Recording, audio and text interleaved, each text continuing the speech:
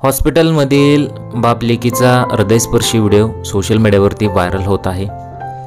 या व्हिडिओमध्ये बापाने जे केलं ते खरं कौतुकास्पद आहे। व्हिडिओ नक्की काय तो पुढे बघा। चॅनलवरती नवीन असाल तर जरूर सबस्क्राइब करा।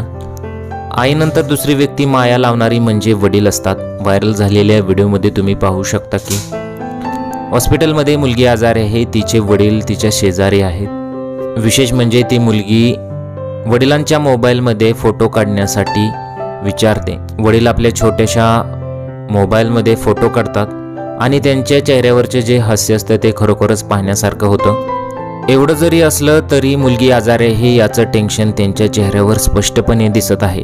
तर बाप लेकींच्या नात्याचा गोड व्हिडिओ सध्या सोशल मीडियावरती प्रचंड प्रमाणात व्हायरल होत आहे।